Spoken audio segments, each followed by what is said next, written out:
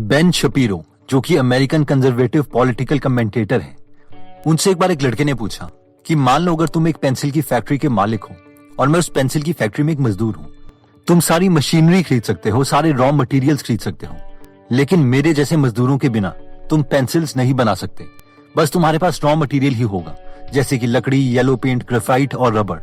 लेकिन इस raw material से तुम ज्यादा पैसे नहीं कमा सकते। तुम पैसे तब कमाओगे जब हम सब मजदूर मिलके इन रॉ मटेरियल्स की पेंसिल बनाएंगे। लेकिन तुम्हारे जैसे लोग हमें सिर्फ बेसिक सैलरी ही देते हैं। जब ज्यादा प्रॉफिट होता है तो वो वर्कर्स में नहीं बांटा जाता, बस तुम्हें एज अ ओनर ही मिलेगा। और ये एक बहुत वैलिड पॉइंट भी था। लेकिन इस पर बेन शपीरो ने कहा कि जो ओनर्स हैं वो सारा रिस्क उठाते हैं, इसलिए ही उन्हें बेनिफिट भी मिल रहा है। लेकिन अगर ये पेंसिल फैक्ट्री बैंकक्रप्ट हो जाती है तो रिस्क वर्कर का नहीं होगा। हाँ, हो सकता है कि वो अपनी जॉब खो दे, मगर उन्हें अपनी जेब से कुछ पैसे नहीं देने पड़ेंगे। लेकिन ओनर को अपना सारा उधार चुकाना पड़ेगा और हो सकता है कि उसे अपने पर्सनल एसेट्स भी बेचने पड़े। एक ओनर लाखों रुपए खर्च करता है उन मशीन्स पर जिससे पेंसिल बनेगी, और लाखों रुपए खर्च करता है इस बात पर कि सारे वर्कर मिलके एक साथ कुछ ऐसा काम कर पाएं जो प्रोडक्टिव हो। ओनर्स को जगह रेंट पर लेनी पड़ती है जहां पर ये सारा काम हो सके। पूरा मैनेजमेंट स्ट्रक्चर का ध्यान रखना पड़ता है ताकि काम ऑर्गेनाइज वे में चले। उसे एक कंपनी भी फॉर्म करनी पड़ेगी और ये भी देखना पड़ेगा कि कोई टैक्स लॉ ब्रेक ना हो, जबकि उन मशीनरीज के बिना एक वर्कर कुछ भी नहीं कर सकता। और एक वर्कर की स्किल सिर्फ उतनी ही है कि वो एक लकड़ी के टुकड़े में ग्रेफाइट डाल सके, और वो भी बिना मशीन की मदद के नहीं होगा। Labor is without that machinery. Gunk. Nothing. You don't have a pencil to put together. You don't got the wood. You don't got the paint. You don't got the rubber. You don't got the metal. You got nothing. Right? You're sitting there, standing outside, twiddling your thumbs.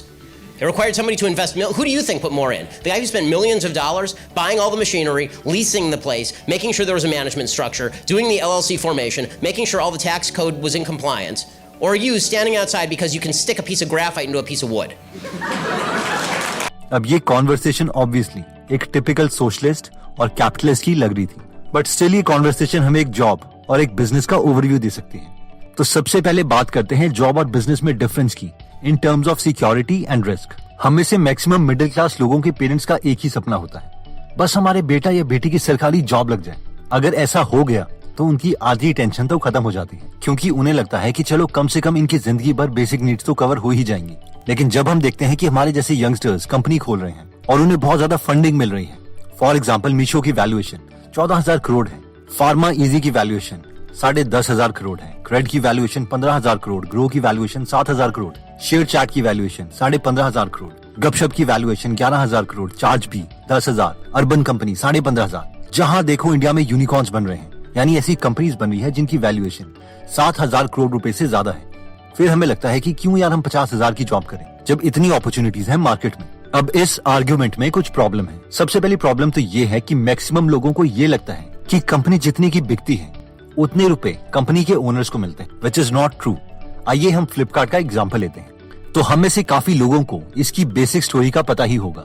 दो दोस्त सचिन बंसल और बिनी Bansal IIT Delhi से पढ़े, दोनों ने Amazon में job करी, तो दोनों ने सोचा कि क्यों ना अमेजोन जैसी कंपनी इंडिया में खोली जाए। तो उन्होंने फ्लिपकार्ट स्टार्ट भी करी, एक्सपेंशन के लिए फंडिंग भी ली और Myntra.com, flying machine, Jabong.com, phone पे जैसी कंपनीज को एक्वायर भी किया। फ्लिपकार्ट लॉस में थी, लेकिन इसके बावजूद अमेरिका का जायंट वॉलमार्ट आता है और 9 मई 2018 को फ्लिपकार्ट का 77% शेयर $16 बिलियन में खरीद लेता है। और बीनी बंसल और सचिन बंसल के शेयर्स की वैल्यू उस वक्त अप्रोक्सीमेटली 7,000 करोड़ होती है। अब हमें से बहुत लोगों को लगेगा चलो सारा $16 बिलियन नहीं मिला, लेकिन फाउंडर्स को $1 बिलियन तो मिल ही गया ना। ये तो इंडीड बहुत बड़ा अमाउंट है, और ऑब्वियसली है भी। हमें से बहुत से लोगों को लगता है कि यार ये तो जॉब से अच्छा ही है कि हम भी ये कंपनी खोलें और करोड़पति बन जाए। लेकिन बहुत कम लोगों को पता है कि क्योंकि फ्लिपकार्ट लॉस में थी, इन्वेस्टर्स जिन्होंने इतना पैसा इन्वेस्ट किया था इस कंपनी में बहुत ही इम्पेशेंट हो रहे थे अपना रिटर्न वापस लेने के लिए। वॉलमार्ट की ये स्ट्रैटेजिक मूव थी इंडिया में एंटर करने की, जिसकी वजह से फ्लिपकार्ट के फाउंडर्स का एक अच्छा एग्जिट हो गया। लेकिन आपको पता है कि ऐसी बहुत सी कंपनीज हैं जिन्हें सब यूनिकॉर्न्स तो बोल रहे थे, लेकिन फिर भी वो फेल हो गई। For example just by live में 840 करोड़ रुपए इन्वेस्ट हो चुके थे, लेकिन कंपनी फेल हो गई। शुतांग पर 50 करोड़ इन्वेस्ट हो चुके थे, लेकिन वो भी फेल हो गई। पोर्ट डेस्क पर 14 करोड़ रुपए, और वो भी फेल हो गई। And the most famous hike messengers, जिसकी वैल्यूएशन इन्वेस्टर्स 12,000 करोड़ रुपए लगा रहे थे, वो भी फेल हो गई। In short 90 to 95% of the business fail हो जाते हैं अपने पहले 5 सालों में, जबकि बाकी बचे हुए बिजनेस में से भी 80% बिजनेसेस फेल हो जाते हैं। यानी स्टैटिस्टिकली स्पीकिंग आपका IIT, MIT में एडमिशन लेना बहुत आसान है एज कम्पेयर टू एक सक्सेसफुल स्टार्टअप खड़ा करना जिसकी वैल्यूएशन $1 बिलियन में हो। Do not get depressed, but this is pure data. Roman Saini को जानते होंगे, जिन्होंने इंडिया के टफेस्ट एग्जाम्स भी क्लियर किए थे, एम्स, UPSC, ISB बने, और हमारे इंडियन पेरेंट्स के अकॉर्डिंग इससे परफेक्ट क्या हो सकता है। And then he opened a startup with his friends named Unacademy, जिसकी आज वैल्यूएशन 15,000 करोड़ रुपए है। अगेन ये एक सुपर सक्सेस स्टोरी लगती है, but at the same time just imagine, हमें पता है कि वैल्यूएशन के बाद भी कंपनीज फेल हो जाती है, तो सोचो उनके फाउंडर्स को अभी कितना प्रेशर हो रहा होगा। तो अब सवाल ये आता है कि फिर हम क्या करें, स्टार्टअप करें या चुपचाप जॉब करने लग जाएं? नहीं, एक्चुअल में गोल ये भी नहीं है। वैसे तो सबको अपना डिसीजन खुद ही लेना पड़ता है, बट बिलियनर मार्क क्यूबन के कुछ रूल्स हैं जो मुझे ठीक लगते हैं, जिसमें रूल नंबर 1 ये है कि बिजनेस वो स्टार्ट करो जिसमें हमें बहुत ज्यादा मजा आ रहा हो, ताकि अगर बिजनेस फेल भी हो जाता है तो हमारा उस बिजनेस में जितना भी टाइम इन्वेस्ट हुआ है, कम से कम उस टाइम में तो हमने एंजॉय किया ही होगा। और अगर बिजनेस सक्सेसफुल हो जाता है तो ऑब्वियसली आप वेल्दी हो ही जाओगे। रूल नंबर 2 कि कभी भी लोन लेके बिजनेस मत स्टार्ट करो, क्योंकि बिजनेस में बहुत सी ऐसी चीजें हैं जो अनप्रिडिक्टेबल होंगी, लेकिन बैंक को कोई फर्क नहीं पड़ता कि आपका बिजनेस सक्सेसफुल होता है या फेल होता है। बैंक को तो अपने पैसे वापस चाहिए। फाइनली मार्क क्यूबन का रूल नंबर 3 कहता है कि पार्ट टाइम बिजनेस स्टार्ट करो, जिसमें 1 से 1.5 साल के बाद हमें अंदाजा हो जाता है कि ये बिजनेस चल सकता है या नहीं, और साथ में ये भी पता चल जाता है कि हम इसमें टाइम इन्वेस्ट करना भी चाहते हैं या नहीं। नेक्स्ट पॉइंट कहता है कि startups create wealth for you and for your country. 1945 में जापान में हिरोशिमा और नागासाकी पर 2 एटॉमिक बॉम्ब फेंके गए, लेकिन इसके बावजूद सिर्फ 15 सालों में जापान दुनिया की 3rd लार्जेस्ट इकोनॉमी बन गई आफ्टर यूनाइटेड स्टेट और सोवियत यूनियन।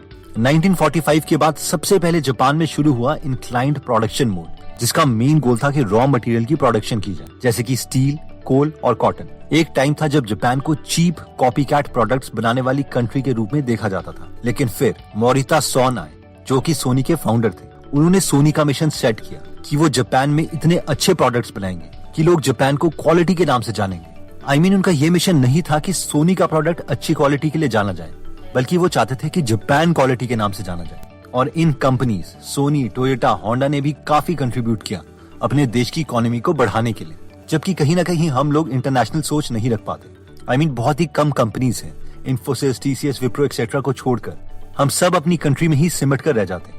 जस्ट हम सबको याद रखना पड़ेगा कि कंट्रीज की रियल ग्रोथ तब होती है जब हम प्रोडक्ट्स को एक्सपोर्ट करेंगे, ना कि इंटरनेशनल मार्केट के बस कंज्यूमर रह जाएंगे। लेकिन हम में से जो लोग इंटरनेशनल प्रोडक्ट क्रिएट करने में कामयाब रहेंगे, वो ना ही सिर्फ खुद के लिए बल्कि कंट्री को भी ग्रो करने में बहुत मदद करेंगे। फॉर एग्जाम्पल, इन्फोसिस के फाउंडर जैसे कि नारायण मूर्ति एंड अदर्स जानते थे कि हम इंडियंस कंप्यूटर में बहुत अच्छे हैं, इसलिए हम इस फील्ड में इंटरनेशनल मार्केट कैप्चर कर सकते हैं। उनका एक स्लोगन था, American value at Indian price, यानी हाईएस्ट क्वालिटी की सॉफ्टवेयर सर्विस इंडियन प्राइस पे। और ये एक विन विन विन सिचुएशन थी। इन्फोसिस के फाउंडर्स के लिए विन सिचुएशन थी, इंडियन मार्केट के लिए विन सिचुएशन थी, इंडिया के लिए एक विन सिचुएशन, और साथ में इंटरनेशनल कंपनीज के लिए भी ये विन सिचुएशन थी। तो दोस्तों, इस वीडियो में हमने जॉब और बिजनेस के बीच में डिफरेंसेस देखे कि कैसे एक तरफ जॉब जिसमें सिक्योरिटी तो है, पर at the same time earning power में सीलिंग भी है, यानी एक पर्टिकुलर अमाउंट से ज्यादा हम अर्न नहीं कर सकते। वहीं पर स्टार्टअप्स बहुत अट्रैक्टिव तो हैं, लेकिन एक स्टार्टअप यूजुअली सक्सेसफुल होने के लिए एवरेज मिनिमम 6 to 10 years ले लेता है, और उसके बाद भी हम सर्टेन नहीं होते कि स्टार्टअप सक्सीड करेगा या नहीं, क्योंकि startup by definition is an experiment and experiments are meant to fail. लेकिन फिर भी अगर हम स्टार्टअप में इंटरेस्टेड हैं, तो बेस्ट यही है कि शुरू में हम पार्ट टाइम ही स्टार्ट करें, जैसे कि बिलियनर मार्क क्यूबन बोलते हैं, और 1-1.5 साल में पता चल जाता है कि बिजनेस कहाँ जा रहा है और हम उसमें इंटरेस्टेड हैं या नहीं। नेक्स्ट पार्ट में हमने देखा था कि क्रिएटर्स को ही रिवॉर्ड मिलता है, ना कि कंज्यूमर्स को। इसलिए अगर हमारा स्टार्टअप सक्सीड हो जाता है तो ऑब्वियसली एक वेल्थ तो क्रिएट होती ही है। इसके अलावा अगर हमने अच्छे ढंग का स्टार्टअप खोला है तो लोगों की भी बहुत हेल्प होती है और हमारी कंट्री की तरक्की भी होती है, और ये एक विन विन सिचुएशन होगी। इसमें हमने देखा था कि जापान कैसे सेकेंड वर्ल्ड वॉर के बाद अपने प्रोडक्शन के कारण ही एशिया की सबसे पहली डेवलप्ड कंट्री बनी। दोस्तों, अगर आप फ्री टाइम को यूटिलाइज करना चाहते हैं और टाइम वेस्ट नहीं करना चाहते, तो हम आपको रेकमेंड करेंगे कि आप नॉन फिक्शनल बुक्स पढ़ें। उन लोगों की बुक्स पढ़ें जिन्होंने एक्चुअल में बहुत कुछ अचीव किया है, और वो हमारे साथ अपना 30-40 साल का एक्सपीरियंस किसी पर्टिकुलर फील्ड में शेयर कर सकते हैं अपने बुक्स के थ्रू।